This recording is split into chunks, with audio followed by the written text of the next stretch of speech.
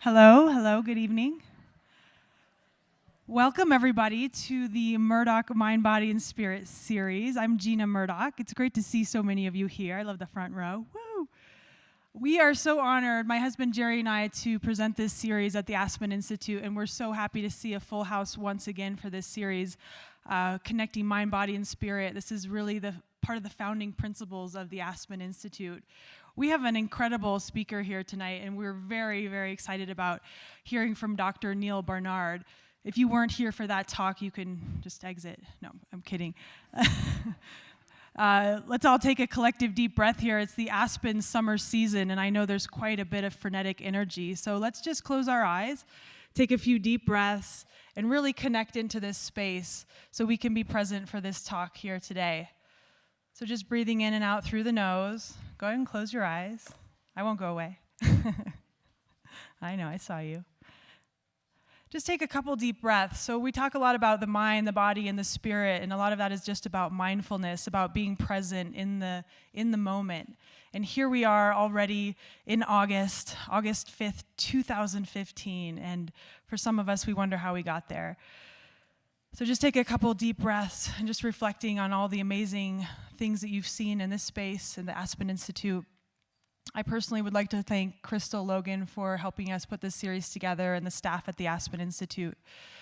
And so just taking one more deep breath in through the nose, and as you exhale, just a sigh. Let's just do that one more time. Inhale through the nose.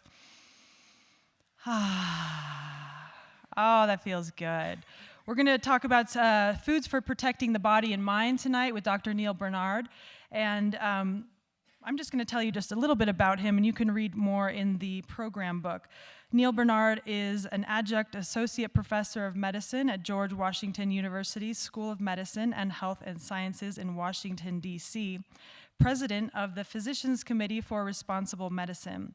Through numerous studies, he has found ways to reverse and prevent disease, and he has worked tirelessly to educate the medical community as well as the public about findings from a host of peer-reviewed studies. Dr. Barnard has authored more than 70 scientific publications, as well as 17 books, including the New York Times bestsellers Power Foods for the Brain and 21-Day Weight Loss Kickstart. He'll be signing his books after this program, so please take some time to connect with him after. And just really quickly, the bio is very impressive, and we know that all of our speakers here are incredible human beings, really pushing the envelope with innovation and creativity. When I was going to present Dr. Barnard, I got an email from a friend of mine named Martin Oswald. Martin, are you in the audience? Yeah, Martin, I'm sorry to embarrass you.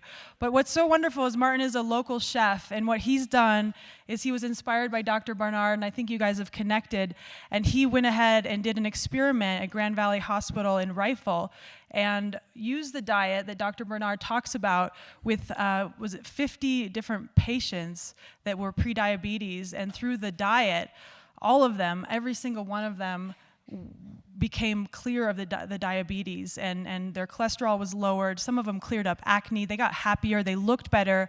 And so lo and behold, this stuff really, really works. So I just wanted to share that story. Let's give this guy a hand. Join me in welcoming Dr. Neal Barnard up on the stage. Thank you. Come on up, Neal. Welcome. Thank you. Thank you so much. Well, thank you, Gina. Thank you, Jerry. It's a delight to be here. What a wonderful place. I didn't grow up in such a wonderful place. I have to tell you, I grew up in Fargo, North Dakota. Anybody been there? Seen the movie? Okay, that's my mom in that movie. Anyway, my father grew up in the cattle business. And his father and his father and his father, they were all cattle ranchers. And my dad didn't like the cattle business, and so he left. And he went to medical school. And he came back, and he became the diabetes expert for Fargo and all of North Dakota and western Minnesota. And I never once heard him say that anyone got better. What they did is they managed their disease. Diabetes was a one-way street. It was a progressive disease, and our goal was to try to manage it and to do the best that you could. And when he was in his late 60s, early 70s, he started to succumb to symptoms that we had never seen in him before. And his mind was starting to go a little bit like his father's mind had gone, where the same stories started to repeat, and then words were slipping out every day and many times a day. And when he died with severe dementia, I realized that I'd never heard of any way of preventing that. I want to talk about those things today. It's a new world. We now know more about all of this than we'd known before, and we have tools not only to show us what's going on, but to take this power into our hands and to share it and to change this world for ourselves and our loved ones, and that's what I want to talk about today. First, a little bit of bad news. This is diabetes. It is not your imagination. It is getting a lot worse. And people come into my office and they say, I'm doing pretty well. I'm doing pretty well. I'm not eating any bread. Because what they're thinking is diabetes means I got too much sugar in my blood. Sugar is glucose, and it comes from carbohydrate.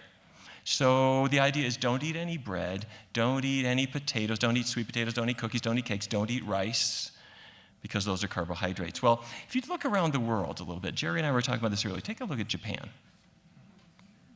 In Japan, you have the skinniest people, the longest-lived people on the planet. What's the dietary staple of Japan? Huge amounts of rice for breakfast, lunch, dinner. And if you look at diabetes in Japan, in adults over the age of 40, before 1980, diabetes was rare, 1% to 5% of the population. But what happened in Japan right around 1980? Anybody know? As William Castelli at the Framingham Heart Study always said, when you see the golden arches, you could be on the road to the pearly gates. And this is not traditional Japanese food, but it's become very popular. And if you look at can you see that? The fat content of the diet it's not as bad as ours, but it's going up. And carbohydrate is going down. They're eating less rice year by year. And by 1990, diabetes was 11 to 12%. This shows us two things. The first thing is diabetes is not caused by eating rice. In a little while, I'll tell you what it is caused by. The second thing is diabetes is not genetic. Not for the most part. There are genes for type 1 diabetes and for type 2 diabetes. But did genes change during that time? No, they didn't. There are two kinds of genes. There are dictator genes. Those are the genes that say blue eyes. You're going to have blue eyes. They give orders, you obey. The genes for diabetes are more like committees. They make suggestions. You could get diabetes, but maybe you couldn't. Okay? All right. So let's take a lesson from the United States. We do not have a rice-based diet. We have a meat-based diet. And in 1909, the Department of Agriculture started tracking what we eat. And meat intake rose, especially in the post-World War II period, and hit an all-time high in 2004. And what was the big increase? Pork? Beef? Chicken. Americans eat 1 million chickens per hour.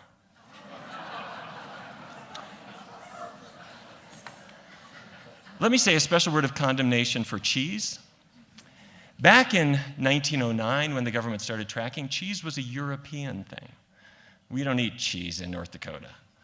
But in the 60s and 70s and 80s, fast food chains, and especially pizza chains, brought cheese into our lives.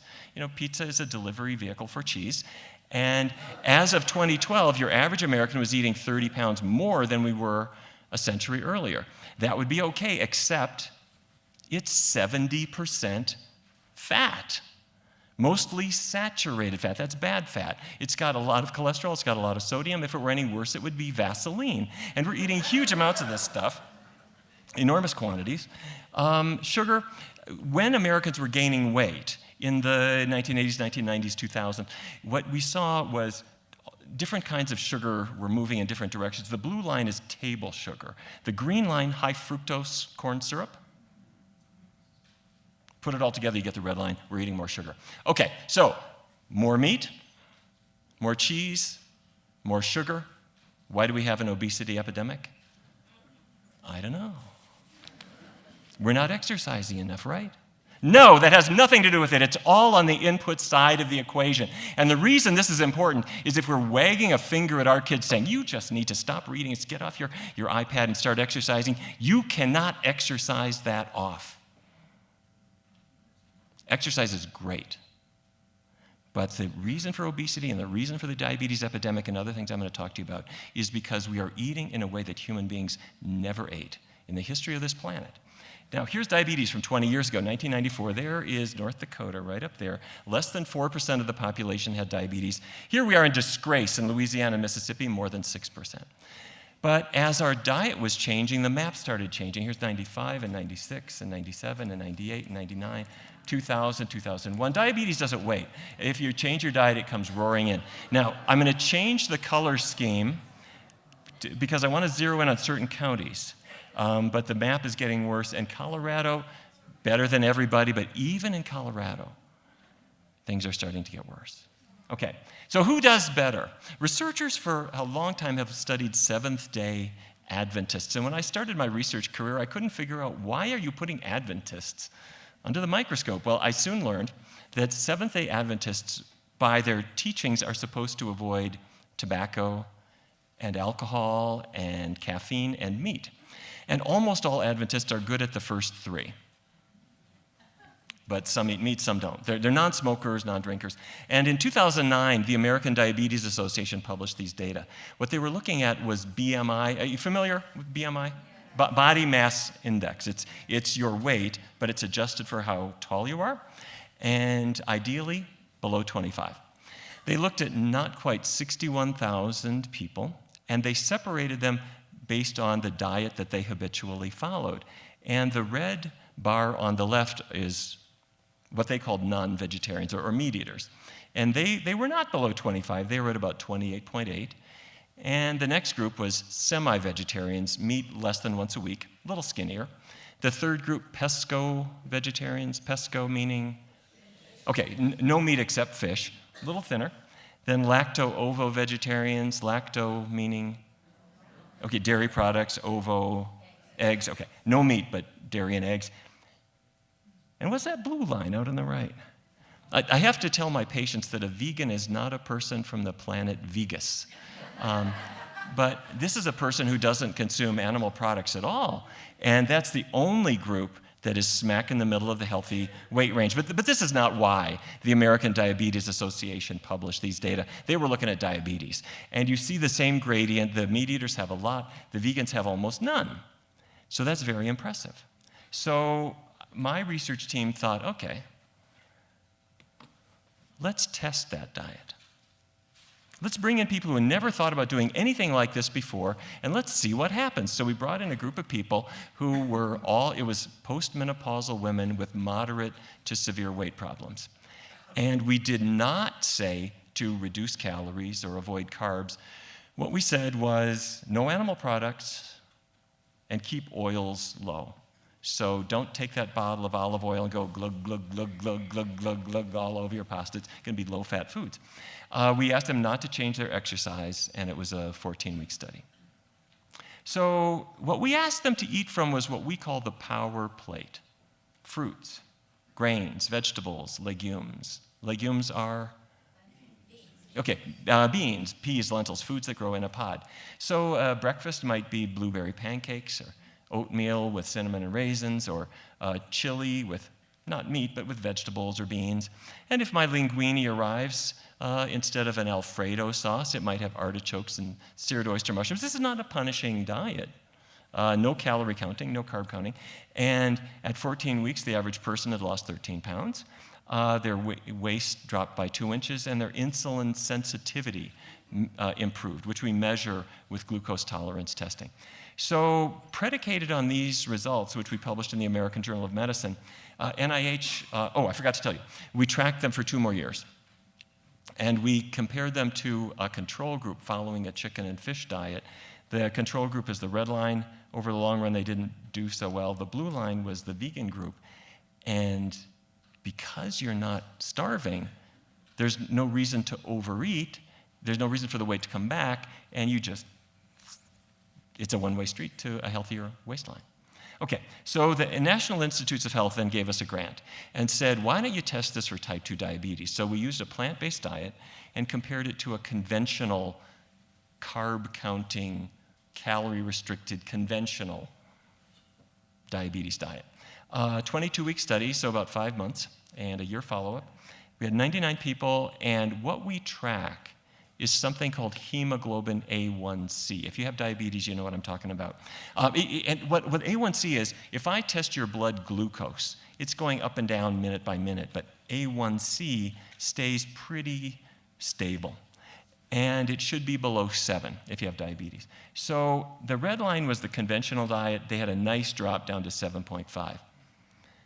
The people on the vegan diet, no calorie counting, no carb limits at all. They were free to eat as much as they wanted.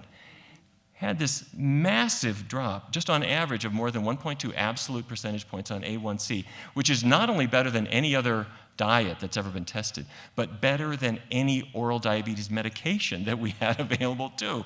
And when we saw these results, there were some unusual things that happened. This is Vance. Vance had been a policeman in Washington.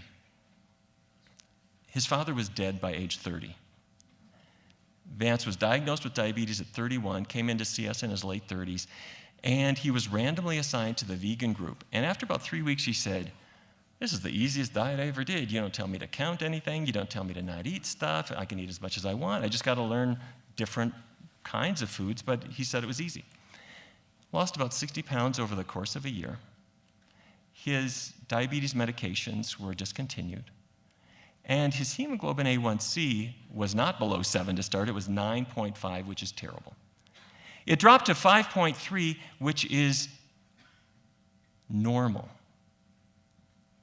Here's what this means. When I was in medical school, I was taught you can't get normal.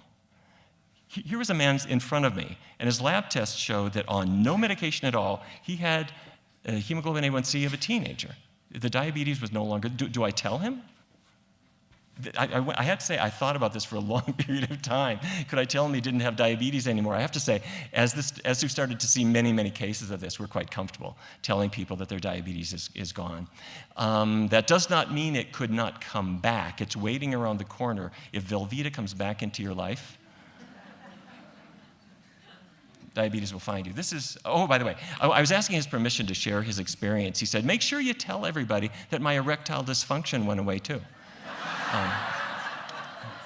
You can write that down. This is Nancy. Same story. She lost about 40 pounds. She stopped her diabetes medications. Her A1C improved. It's still in the diabetic range, but much, much better. And her arthritis improved dramatically. It effectively went away, and that's another talk.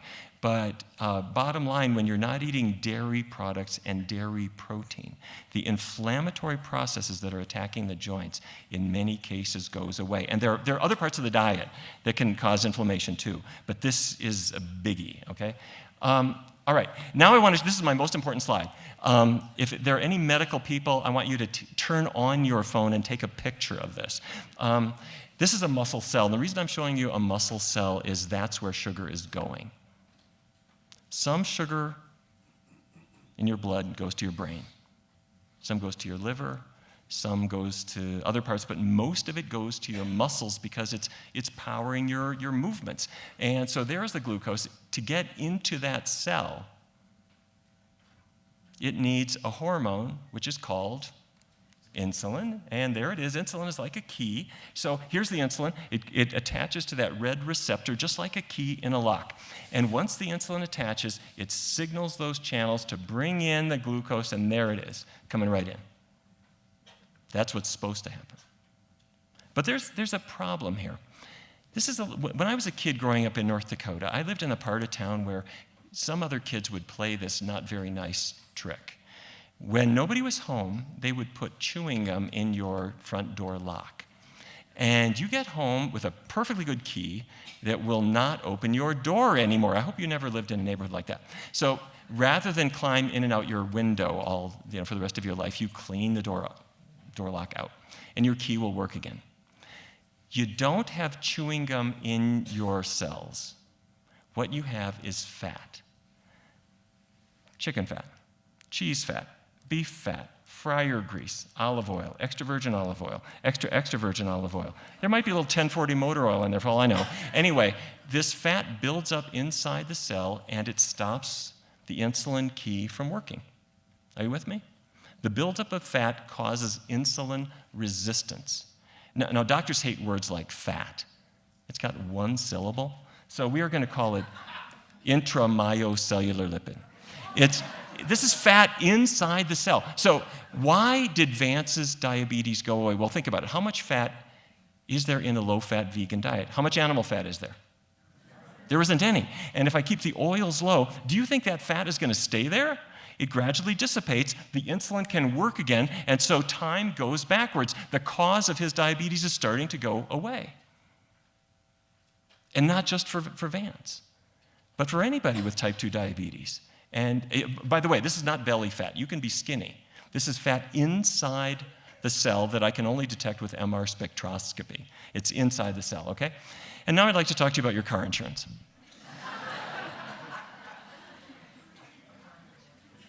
This is Geico. When I look out my office window, Geico's national headquarters is about 3 blocks away. And back in 2006, the head of the health service at Geico said, "We need you here. We've got 2,500 employees here. We're self-insured. You wouldn't believe what we're paying for Lipitor, for insulin, for blood pressure pills. Why don't we do your diet at Geico?" And I said, let's do it, but let's do it as a test. So we picked 2 different Geico facilities, this one in the Washington area and one in Fredericksburg, Virginia. And at this one, they got a program of introducing a healthy diet at work, and at the other one, they didn't, and we tracked everyone's weight and health. And the idea was that they would once a week get a discussion group at lunchtime on how to begin a vegan diet, if anybody wanted to do it, totally voluntary. And the other thing was that they would get vegan food served in the cafeteria.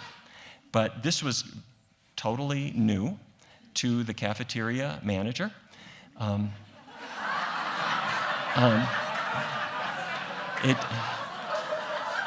Anyway, but they figured it out.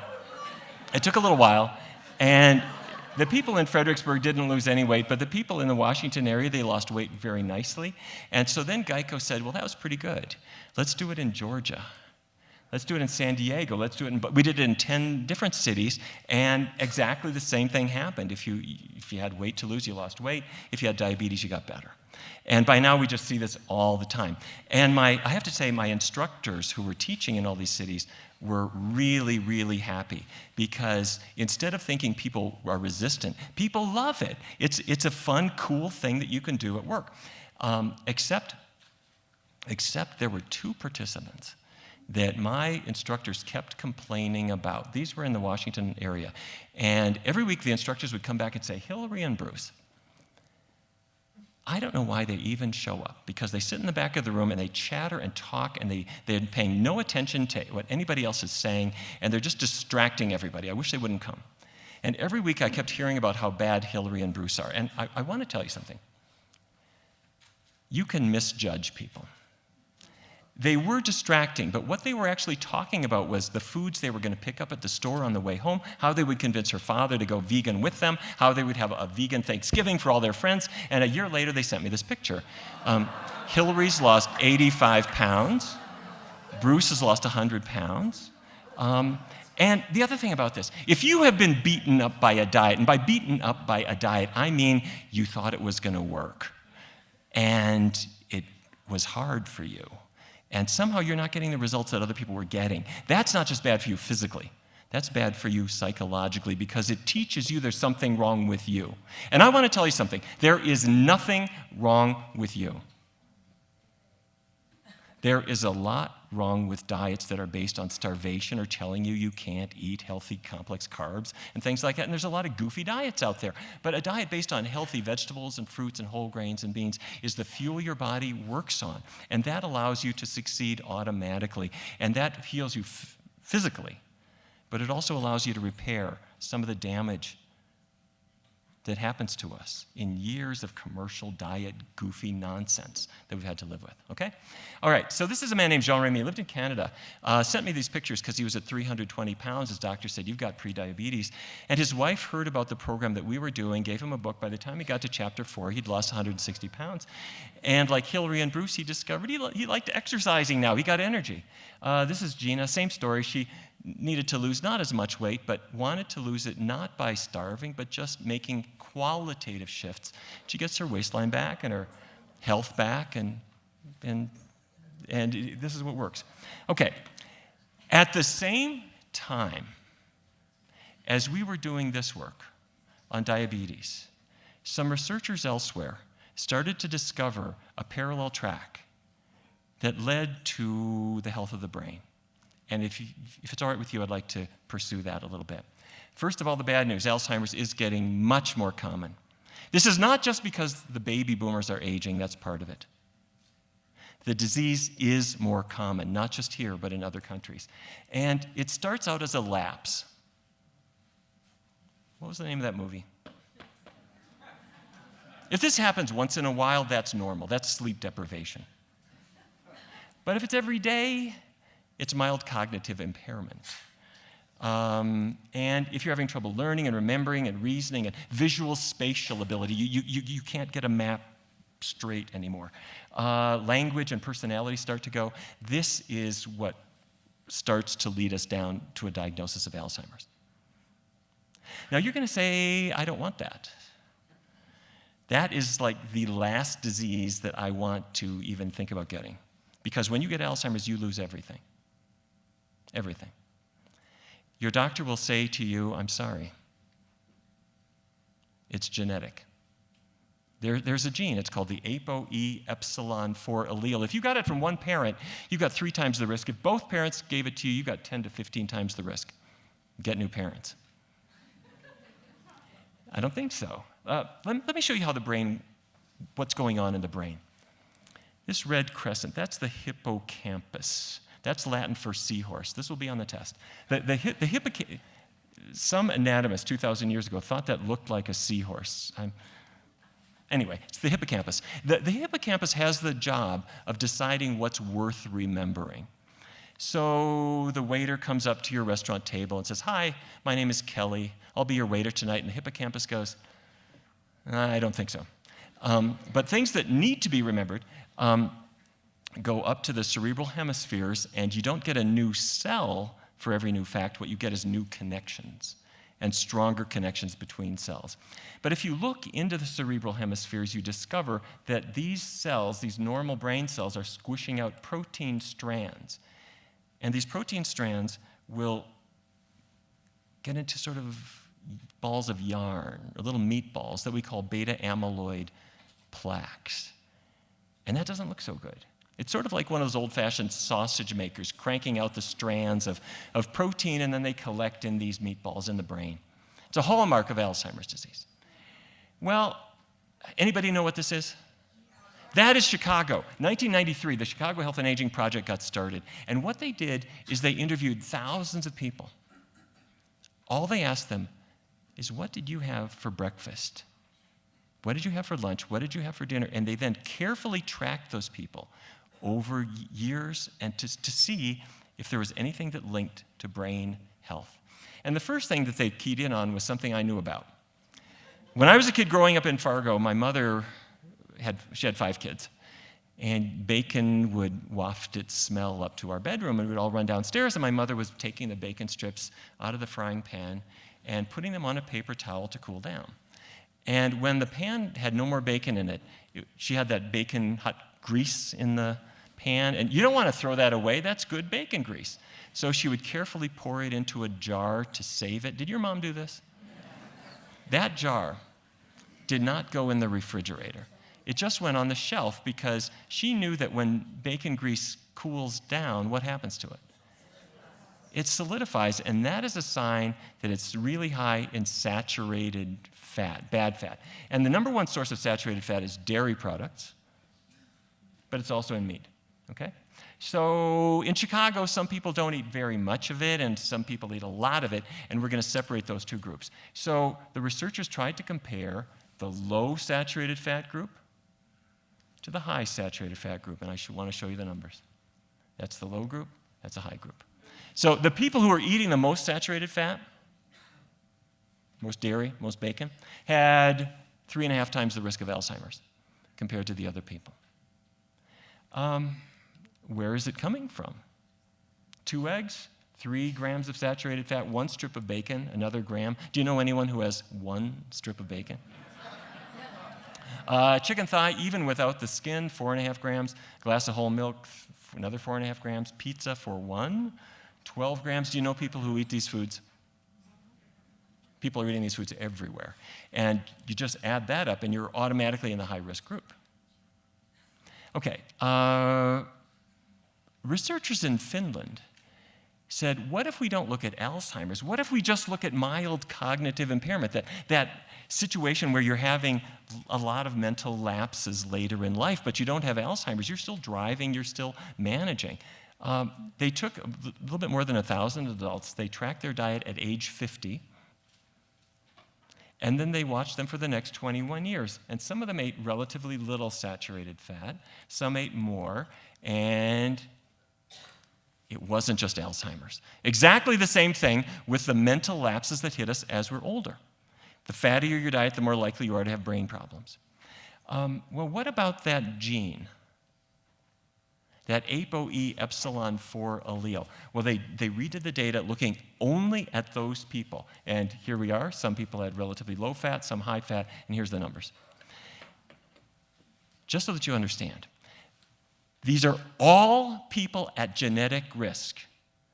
But if you avoided the bad fats, your risk of developing these memory problems was cut by 80%. Genes are not destiny, just like in the case of diabetes. The genes for Alzheimer's disease are a committee that's making a real strong suggestion. And now is the time to say, I don't think so. I don't want that disease. The solution to it is not a perfect one, but we have tools that we didn't used to have. Oh yeah, what's that now? There's a fat in donuts. Anybody know what that's called? Trans? Trans fats, that's right. Some people in Chicago know what a donut is. Some people avoid it, some people eat a lot of it, and I want to show you the numbers. Exactly the same, okay.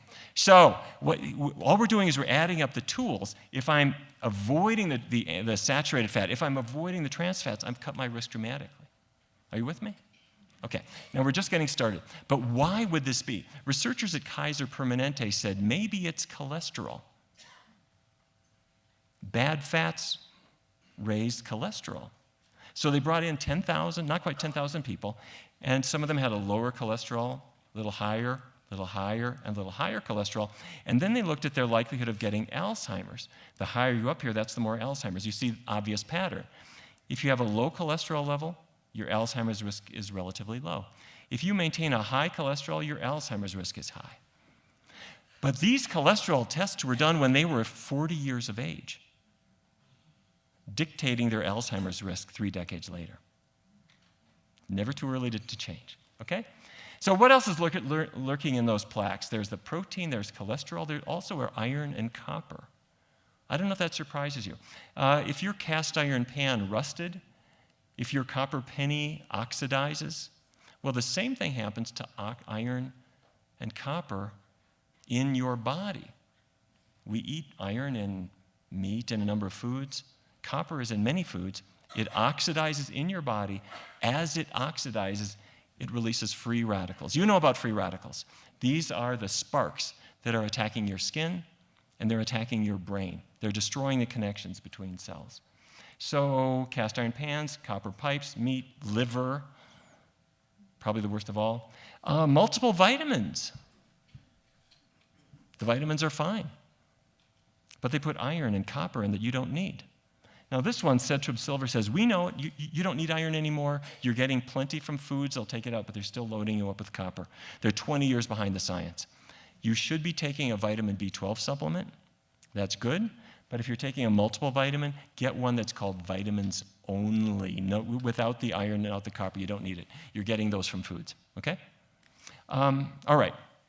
So I've been saying, get away from the animal products, eat the healthy natural foods. It sounds kind of like a Mediterranean diet, and it is. And in fact, if you look at Mediterranean regions, those people who have a glass or two of wine every day have less Alzheimer's than other people. And it's true. In fact, when I was in college, I think some of my roommates felt that they were on the Mediterranean program. They were doing their best to follow a good, healthy Mediterranean diet. But some researchers said, well, maybe it's not the alcohol that's doing that. Maybe it's the grape. So at the University of Cincinnati, researchers brought in a group of people. They had mild cognitive impairment, average age 78, and what they tested was just grape juice. A pint a day, which is a lot, but what they discovered was that in 3 months, their learning was better and their recall was better. Why? I mean, that's too easy. 3 months? Well, think about it. A grape has a rough life. It's sitting on the vine all day under the sun with no protection. Or wait a minute. That purple color, those are anthocyanins. They are powerful antioxidants. They protect the grape. Well, if that's it, maybe other foods that have that same kind of color will do it. Back to the lab. Let's try blueberry juice. And so we brought in a new group of people, gave them a pint a day of blueberry juice, exactly the same benefit. Okay, now I'm not suggesting that you need to have blueberry juice or grape juice. What I am suggesting is that, what I am suggesting is that those colors aren't just there to be pretty. If you go to the produce aisle of a grocery store, the orange color of carrots or sweet potatoes, you can see that at 100 yards. The red lycopene that's in a tomato, you can see that across the room. The dark purple anthocyanins in blueberries and in grapes and many other foods, you could see that a long ways away. But if your cat came with you, your cat would say, I don't see what you're so excited about. Your cat doesn't have your color or vision. Your cat is a carnivore and is looking for motion in the distance. Cats and dogs have a very acute sense of hearing and of smell, and they are acutely attuned to motion. But the human retina has evolved over time to recognize antioxidants, and the human brain has created a positive valence that says, I want that. Now we take those colors and we put them in an M&M's bag. But the original function is to save your life. Is this making sense? Okay, all right. So, food isn't everything. Exercise is important too. And at the University of Illinois, researchers did an interesting thing. They brought in 120 adults, and they asked them to take a brisk walk 3 times a week. And it reversed brain shrinkage, especially in the hippocampus, which is Latin for seahorse. Who's had her asparagus today? That's very good. And it improved their memory. So exercise is good. It gets the oxygen going in the brain, gets the waste products out. So I have my own exercise tips that I would like to share with you. Arrive at the airport as late as possible. Carry massively heavy luggage. Run for the plane. I do this about 2 or 3 times every week. But what they did at the University of Illinois was a little different. They just said 10-minute walk. 3 times a week. Not a trudge, this is a brisk walk. Then add 5 minutes every week, so it's 15, 15, 15, then the next week 20, 20, 20. Once you get up to 40 minutes, 3 times a week, brisk walk, that is the level that reversed brain shrinkage, okay? Imagine what happens if you get the saturated fat out, the trans fats out, the excess metals out, and you're pumping up your brain. Are you getting power? Absolutely. We're just getting started, okay? It's not just physical exercise, it's mental exercise, and you know this already. It started in Canada. Some people in Canada speak 1 language. Some people speak 2. The people who speak 2 languages have a delay of cognitive decline by about 5 years compared to other people. If you speak 3 languages, even better. Your high school French will not help you. You have to be using it today. If you're using it, it will help you, okay? So intellectual activities, documentaries, newspapers, these are all good for you. This is the one I read. Pick out the one that's most meaningful to you. But anything that gets the word machinery working is good for you, okay? Crosswords, anagrams are especially good. I was sitting in a lecture by Dean Ornish. You know Dean Ornish? He's a medical genius. He showed that you can reverse heart disease with a plant-based diet and a healthy lifestyle. And I was sitting in a lecture and he showed this slide. He said, if I focus just on myself, if I focus on I will be ill. But if I focus on we, if I get the support of a group, I can be well. And he was making a really good point, get group support. But while he was making that point, I was thinking about something completely different, which was, isn't that cool that there's these words hidden in other words, and that's probably good for your brain to see that. So I started taking words like this, and if you rearrange them, it's amazing what you can kind of come up with. And as you do this is helping your gray matter improve, this is helping your white matter get better, and if you do this daily, you're going to see a lot of improvement in your brain. Okay, so now there are some companies that are making money doing this. You've heard about Lumosity.com. Oh, hi, David. I remember what you ordered last time you were at my restaurant, and you get a tip. Or how many words begin with D-I-G? They're working on memory and reaction time and reasoning 5 minutes a day. I'm not pushing Lumosity. There are many others. But the idea is that these resources are out there for you, okay? Now, the most important thing, whether it's physical exercise or intellectual exercise, the most important thing is to stop.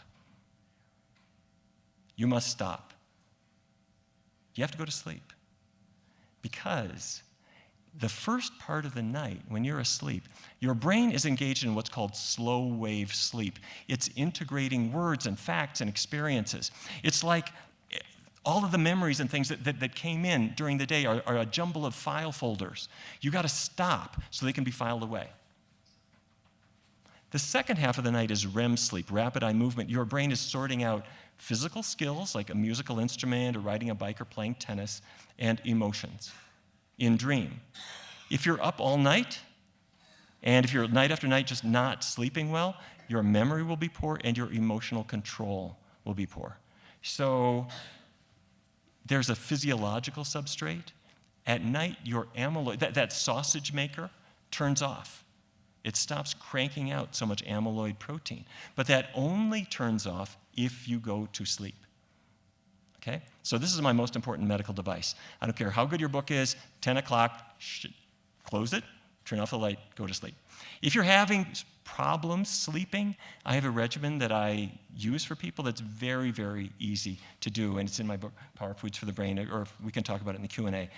It's a very easy thing to do. All right, so what's a healthy diet? Fruits, grains, vegetables, legumes. Those should be our staples. And we, the Physicians Committee, are some of you members of the Physicians Committee for Responsible Medicine? Thank you if you are. If you're not, please do join us. We're trying to promote a healthier world in many ways, and I'd love for you to hear about what we're doing. But back in 2009, we sent this to the US government and said, the pyramid is a nice shape, but people eat off a plate. Give them a plate. And you don't need a meat group and a dairy group. These are the foods to emphasize. Well, we didn't hear back from them. So in 2011, we filed a lawsuit against the USDA. And we did hear back from them. And I don't know if you've seen, but this is what the USDA now calls my plate. And they said, okay, fruits, grains, protein. Protein could be meat, but it could be beans or tofu or nuts. For the first time in American history, there is no meat group anymore.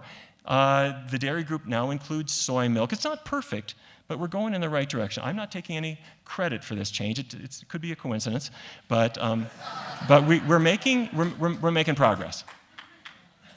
Okay, so by now you might be thinking, all right, Dr. Barnard, I get it. If I followed your diet, I'd probably be healthier, but my family would divorce me. I'd have to live in the garage.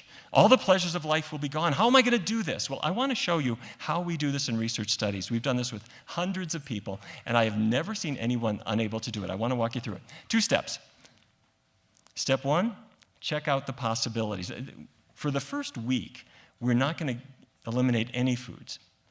All we are going to do is try to identify plant-based foods that we genuinely really like. So you take a sheet of paper and you mark breakfast, lunch, dinner, snack. And you go to the store or try different recipes and you just see what fits in. Okay. Oatmeal. Tastes like wallpaper paste. I got to put some raisins on it and some cinnamon, and now it's good. Blueberry pancakes, that'll work. I've never tasted almond milk, but I'll put it on my bran flakes and see what I think. So all I'm doing is I'm just testing out different things. And for lunch, I'll try the veggie pizza without cheese, and I'll try a veggie hot dog or a mandarin stir fry, whatever it is. I'm just trying them out.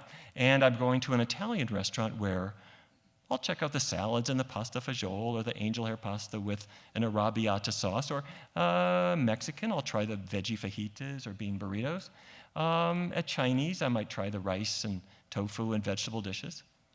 Extra points for Japanese because it's often delicate and very low in oil. So all I'm doing is trying out the plant-based options. And if I happen to go to a submarine sandwich place, would they be willing to make it without meat and cheese? Sure. So you load it up with the lettuce and tomato and onions and cucumbers and olives and red wine vinegar, and they'll toast it for you. And Taco Bell may not be the pinnacle of culinary art, but they'll make you a bean burrito. So that's where you're eating. You're trying out these options. So whatever you're eating from, the whole idea is to just look for your breakfast, lunch, dinner, snack that works for you.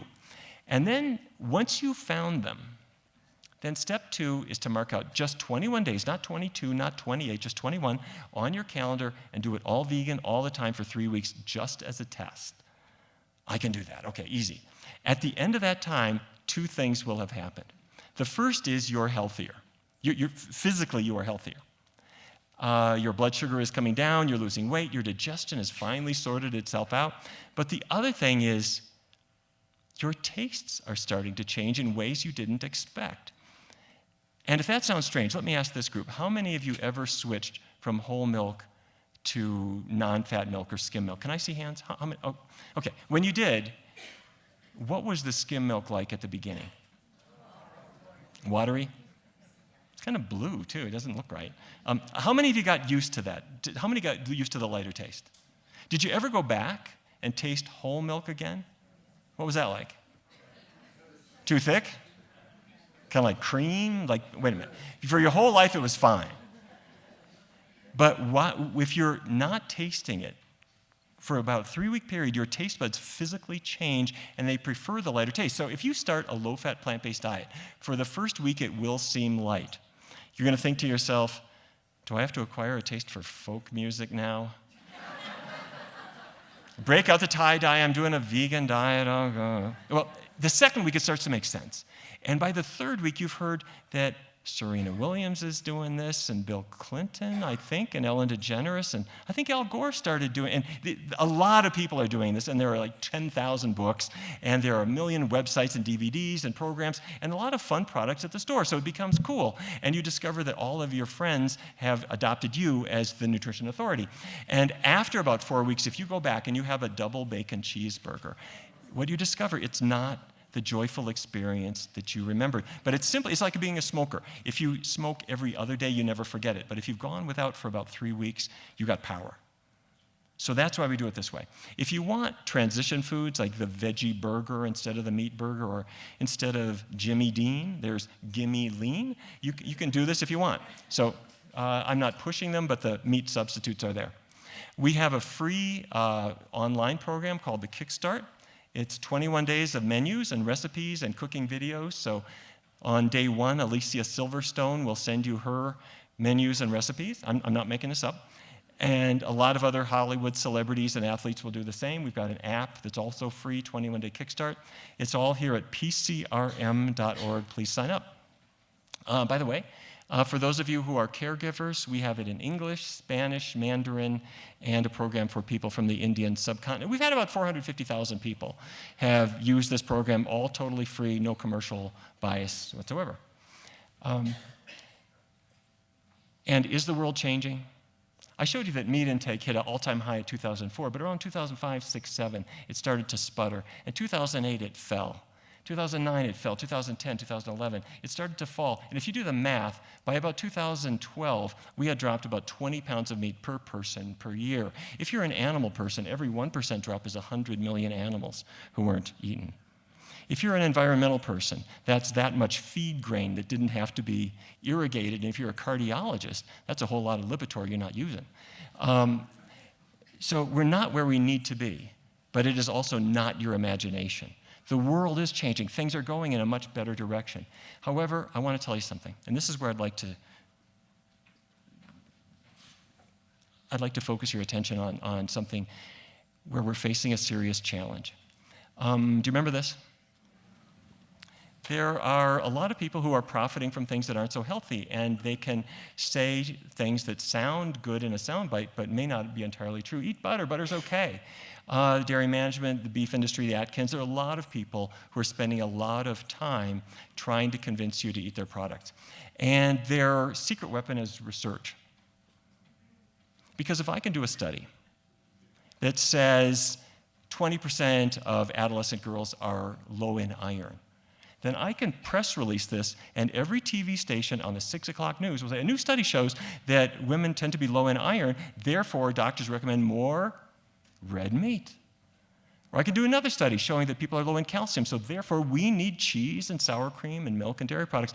Industry uses this. They are not fools. This is the Cattlemen's Beef Board. Look at their research budget, $6.7 million per year. Some of that's marketing. A lot of that is things to get on the evening news. They want your kids and your grandkids to buy their products. Now, the Dietary Guidelines Advisory Committee, did you see this earlier this year? This is a group picked by the federal government to decide what Americans should eat. And they put out a report that said there's available evidence shows no relationship between the consumption of dietary cholesterol and serum cholesterol. Cholesterol is not a nutrient of concern for overconsumption. In other words, we can finally go back and have what we have been craving, which is this egg. And this is apparently the most important thing in our lives, and we can stuff it down our gullet. In fact, if cholesterol doesn't matter, why stop there? We can have sausage again. And this is what Americans over the last several months have started to think. A Gallup poll last month showed that Americans are less worried about food than they ever were. And not just this, we can eat salt, we can eat sugar, we can eat all this stuff, who cares? Well, I took a look at a research study that happened to be published by one of the members, Alice Lichtenstein, who's a good researcher at Tufts University. She published a study looking that I believe they relied on. And they showed that dietary cholesterol has really only a very modest effect on your blood cholesterol. So in other words, are you with me? If you're eating a lot of eggs and other high cholesterol foods, according to this study, it's not really doing much to the cholesterol in your blood. So don't worry about it. Well, that's the headline, but killjoy that I am, I got a hold of this study. And it was a review of 12 prior studies, and here they are. This won't be on the test. Don't try to read this, but there's 12 of them. These are the sponsors. Can you see that? 11 of the 12 are industry, 10 are the egg industry, and 1 is fisheries. That's prawns they're worried about. Now skip with the interventions, but what I put here, I put you if they found an unfavorable effect of the eggs on your cholesterol level. I put F if it had a favorable effect. And in some cases, for statisticians, it was statistically significant, in others less so. But do you see the pattern? In virtually every single study, if you're feeding eggs or eating shrimp or whatever, your blood cholesterol does go up. It goes up a little bit or it goes up a lot. And that's what people weren't seeing. 92% of cholesterol studies are funded by industry. This was not the case back in the 50s and 60s. What has happened? What has happened is that by 1990, 1995, it was clear-cut. Cholesterol in foods, about half of it is absorbed into your blood. It makes your blood cholesterol rise. End of story. The federal government stopped doing research on it. It's like they stopped doing studies to see if smoking causes lung cancer. It just does. Stop studying it. The only people who fund research now are the egg industry and to some extent the shrimp industry to try to make a case that it doesn't matter. And if I bring in relatively small groups of participants, I can get results that aren't statistically significant. I can say it could be just chance. And they do a lot of these studies. They say it's just a chance finding, it's not significant. And then they send these to good researchers to say, it's just small, it doesn't matter. You can forget about it. This is a lie. Okay? So there are 5, are you with me? Is this making sense? there are 5 steps for winning this battle. The first is you have to use research strategically. And I mean good, solid, well-conducted, honest research. Secondly, you need to bring nutrition into medical education and care. You shouldn't be able to walk out of your doctor's office without the doctor saying, "Are you smoking? And tell me about what you're eating." The doctor doesn't have to give you an hour nutrition lecture, but the doctor has to know where to refer you to and to give you those resources. And if the doctor doesn't, they're not doing their job. It needs to involve the insurers so that they're in the game, and it needs to involve schools, and it needs to involve businesses. So we did this at Geico, but there isn't any reason that every business can't say, you know, if we can cut our healthcare costs, we're going to be more competitive. My cars in Detroit can compete with cars in Japan if I'm not spending $2,000 per car on Viagra, number 1, Lipitor, blood pressure medicines, diabetes medicines. All of those are related to diet, okay? Every business in America could say, lunchtime, you can have a class on Wednesdays. Now, this is a little bit bigger. This is one of our classes, a little bit bigger than we like, but you can do this. We did it at Geico. We've done it at the Power Company in Washington. We've done it all kinds of places. Once you bring this stuff into work, you can revolutionize your workplace. Now, when it comes to research studies, I'm going to tell you what we need. We need meta-analyses that pull all the data together, because in 5 years' time, the Dietary Guidelines Advisory Committee is meeting again, and that's what they are going to look for. So if the egg industry is buying them, that's what they're going to get. We, at the Physicians Committee, this is what we do. And this is what has to be done. You need good clinical trials on diabetes, on Alzheimer's disease, on hypertension. And you need exploratory studies. So if rheumatoid arthritis is something that maybe doesn't have to be treated by drugs, but can be treated by diet, let's study that and not wait for just another drug trial. That's what we need to do. Now, the last thing that I just want to say is we can get there, because we've been here before. A generation ago, I was sitting in a meeting in my hospital, the George Washington University Hospital. We were deciding whether or not we should ban smoking. We sold cigarettes in the gift shop. I bought them. My head of surgery bought them. We would walk down the corridor to the doctor's lounge smoking cigarettes. Our patients smoked in bed. And that, you remember this time. We decided we're going to ban smoking, and every other hospital did the same thing, and every restaurant, and every airline, and every government building, and every business says, you can't smoke here. And that became the greatest gift to every smoker who wanted to quit but needed some support. And now it can be a February morning in Washington, D.C. There's some guy shivering in his shirt sleeves outside, finishing his cigarette before he's allowed into his non-smoking building. Well, people are changing their diets too, but not fast enough. We're just like where we were with smoking. We weren't idiots then. We were just taking our time, because it takes time to get cancer. I can quit eventually. Well, we made the decision the time is now with cigarettes. A generation fast forward to today, that's where we are with food. Now is the time. Because if we don't do anything, our kids are at risk, everyone we love is at risk, and we are at risk. But we can make these changes, and the way to do it is to have fun with it. Try new foods, new recipes, new books, new DVDs, new explorations. A new restaurant, try it out. If you have a dud, who cares? We're having fun with this. And then if you find something you like, share it at work, share it with schools, share it with people you love, share it with a letter to the editor, share it with a call to your member of Congress about what foods we subsidize. If we make enough noise, yes, there are industries that profit from this, but there are more doctors, nurses, dietitians, worried parents, worried principals and teachers.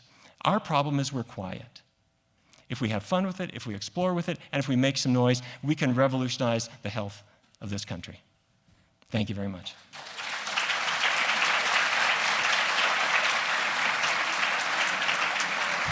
Gina, can I take a few questions? Thank you. We have time for a few questions if there are any. I'd be more than happy to take them. And do we have a microphone for people? Okay.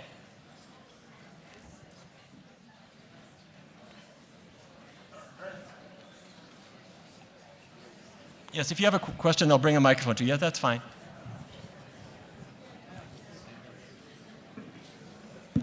Yes, Hi, please. I just want to say I'm one of your fans. I love your website, and I get your nutritional facts and everything coming emails every day. And I work with Dr. Feinsinger in the Valley, and he started a plant-based whole food program for his patients, and I help support that. But my question today is, have you done any research with chronic fatigue syndrome? Because it seems to be a real problem. And I was wondering if you had any insights into that.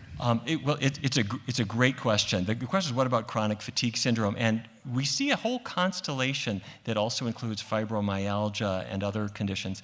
And I don't think nearly enough research has been done, and that's in my list of things that need to be addressed and have not been adequately addressed. However, we do see a pattern with rheumatoid arthritis, with migraines, to some extent with fibromyalgia, and some people with chronic fatigue, that there does seem to be some benefit of getting certain foods out of their diet. And it often is the same foods.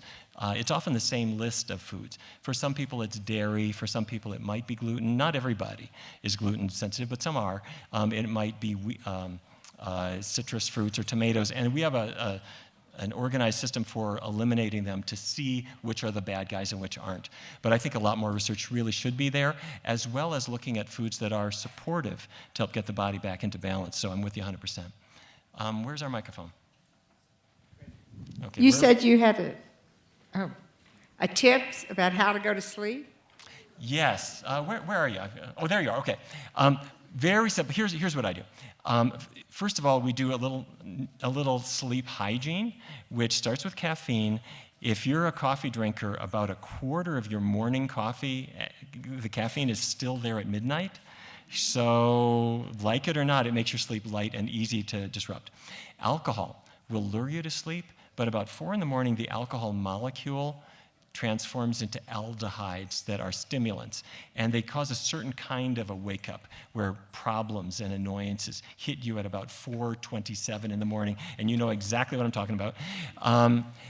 So we deal with those initially, and there are a few other things as well. Don't eat high-protein foods in the evening. And then we bring in exercise, physical exercise, and I like to strain the muscles a little bit. And I don't mean hurt yourself, but things like push-ups or anything that causes the muscles to get tired, because for a lot of people, when you were 7, you were physically active, you didn't drink coffee, you didn't drink alcohol, and you were very physically active, and your muscles got tired. And so when you lay down to sleep, your body demanded sleep, and you would just collapse. When you're an adult, the only exercise we get is this, or this now. And so when we lie down, our brain is wired and our body is not really fatigued, so we don't sleep well. So get some physical exercise as well. And the last thing that I would mention sounds completely ridiculous, but this is true. Look at what a toddler does or a little kid does before they go to sleep. For about 45 minutes, they go through this ritual of stretching their arms out and yawning really wide, and your cat does it too. And your dog does it. And when I was in medical school, I had a little rescued laboratory rat who lived with me. And she would stick out her rat paw in the evening and do this big rat yawn and collapse into sleep. Adults don't do that. We just close our book and we go like this. I know I can go to sleep if I just try. So tonight, when you go home, if you don't do this naturally, fake it. Do a big stretch and a big yawn. Hopefully no one's watching you. And in a couple of seconds, it will turn into a real one. Do it about 4 times. It triggers the sleep mechanism, and you will sleep well. So just try those things. Look out for certain medications that are bugging you too, but see if it doesn't help you. Where are we now? Yes. I'm just wondering, in terms of the 4 food types that you recommend, are there particular places that you recommend to buy them from, like health food stores or Whole Foods or whatever? Okay, great question. No, I'm not recommending any particular store. However, I would recommend that if you have a choice, buy organic. And you almost always do have choices these days. It doesn't have to be expensive. If you buy dried beans and a sack of yams, it's really, really cheap. But I would suggest that you buy the best quality food that you can find. It's a very good investment. Where are we now? My favorite piece of cooking equipment is my grandmother's cast iron skillet. Must I throw it away? Oh, great question. If you're using your cast iron pan every day, you are getting too much iron. If you're having it once a month, who cares? Yeah, yes, over here. I I have a question about the difference between grass-fed animals and grain-fed animals. There's a lot of information. We're in a part of the country where we have cattlemen changing to only grass-fed beef instead of sending their animals off to confined feeding operations, and where there are hunters bringing home elk and deer. And I'm wondering if you've seen any research or done any research with your own patients in comparing the two different kinds of animal protein, if the animal has a natural diet or a human grain Right. force-fed diet. Yeah. I'm sorry to say that while it sounds like a great thing that if we would take the same ruminant animal and just feed them on grass instead of corn, that all the health problems would disappear, but it really does not seem to be the case. The cholesterol content, the fat content, and even a number of the contaminants are pretty much the same. And much of the research was done on cardiovascular disease and other things was done before feedlots became as common as they are now. And in my own family, it was all grass-fed. Generation after generation after generation, and it was a health problem then too. So I have to say, I think the big push for organic grass-fed beef is promotion, not science. I have the mic over here. Yes. You alluded to this, but could you be specific about the work of Nina Teicholz, who wrote the book Big Fat Surprise? Right. And your question is? So her hypothesis that she defends intelligently is fat, no big deal. We've been all wrong about it, and that seems 180 degrees from what you're saying. And so Yeah, I think she's a really nice person. I think she's done many, many good things in her life, and I think many, many people like her a lot. If you read her book and you check what she says, you will find just one distortion after another that will make you slam it shut. For example, the Maasai in Africa eat blood and dairy products. They don't have any cardiovascular disease at all. In fact, they have massive cardiovascular disease. But they don't, they have cardiovascular disease, but they don't get heart attacks. It's really hard to document heart attacks in rural Africa. Something that might be considered sudden death, it isn't listed as a myocardial infarction. So to hang your hat on that, it's commercial nonsense. I'm sorry. Well, I don't mean to say that. She's a very good person. But I really say, I've gone through that book, and there are lots of them. There's a million of them. And they're true believers in what they say, but the science is really very, very poor. Yes, please. There are internet sites, such as BioTrust, which say some of what you say, but also suggest that complex carbohydrates or complex proteins snacking at night, such as turkey, chicken, cottage cheese, and dairy products, are beneficial for you. What I'm hearing is totally different. Of course, they're selling pills at a very high price. Would you comment, please? It's true, and these are terrific questions, and I feel your pain. There is so much confusion out there. People will say, my good friend David Perlmutter said, the whole problem is grain, don't eat grain. And I say, David, what do you think people ate in Japan before McDonald's arrived? It's a grain-based diet. And there are many, many people who are trying to say the whole problem is carbs or grain or whatever.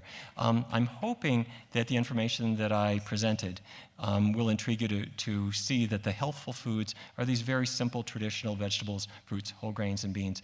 On our website, and those of you who are members, you'll get updates all the time where we do try to bring the science to you. I haven't found a way to turn down the din of competing messages, but hopefully we're making some progress. We should probably stop at that point. I do want to say a big thanks to the Aspen Institute, and specifically thanks to Gina, thanks to Jerry. I really appreciate you letting me share this time with you. Thank you.